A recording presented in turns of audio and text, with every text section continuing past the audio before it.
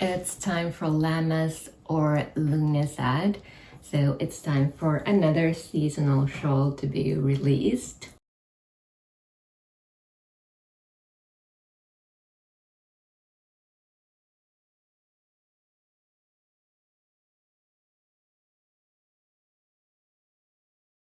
This period in the seasonal wheel sees us starting to celebrate and appreciate the harvest season, and the Lamma shawl definitely has one foot in the summer season and one in the autumn season. Lammas is celebrated on the 1st of August, and it is a holiday celebrating grain harvest. The season we're in right now, if you're watching this when this comes live, but in the sort of mid-July, late August period, it's a season to celebrate everything the growing season has gifted us with and to give thanks. So the color I chose for my shawl is definitely a nod towards the harvest season and autumn, and this rich vibrant orange, but the yarn itself is kind of in that in between seasons. It's a 50% cotton, 50% wool mix, so a nod to both seasons. And what I used is Drops Cotton Merino. I bought 5 balls and only used 4, so I've got an extra one here. The colorway is number 25. This comes in 50-gram balls.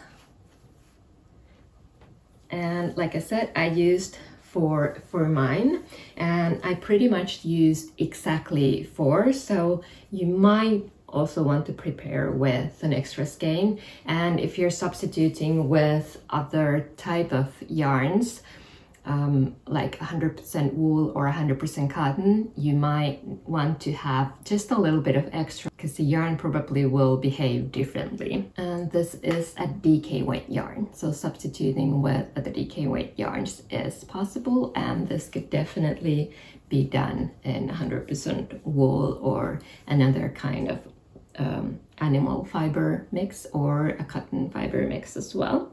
This is another asymmetric shaped shawl, so you begin from one end and work to the opposite long edge, and it has, as you can see, lots of airy lace for the summer season and sort of lightness, and then also lots of grounding thick rib.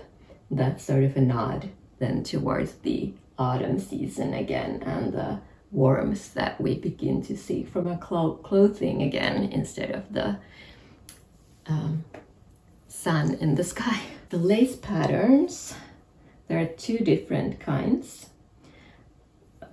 quite a little bit similar but still different. So there are 2 different lace patterns and then a mix of both.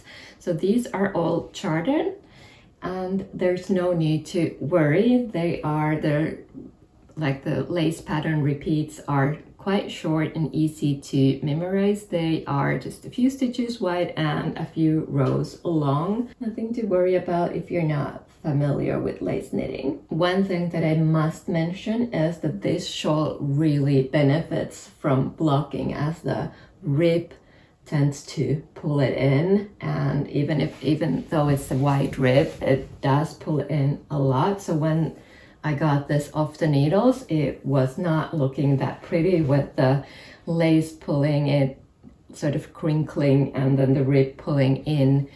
So it looked quite odd, to be honest, but then with blocking it kind of grows into what it's meant to be. Make sure you get it really wet, so soak it in water for at least 20 minutes and then pin it.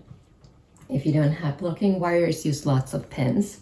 So pin it and then only remove the pins when it's completely dry to get it to stay in shape. And with use, the rib might start to pull in again, but just a light re-blocking or steam blocking should fix that. Now, Lammas is the 7th shawl in the seasonal wheel of the year. We began at Samhain, so we've almost made a full turn of the wheel, but there's one more shawl to come. I'll leave links to where you can see the other shawls in this series in my Ravelry store, as well as the playlist for each that has video for each shawl. Thank you so much for hanging out with me again, and I will see you soon.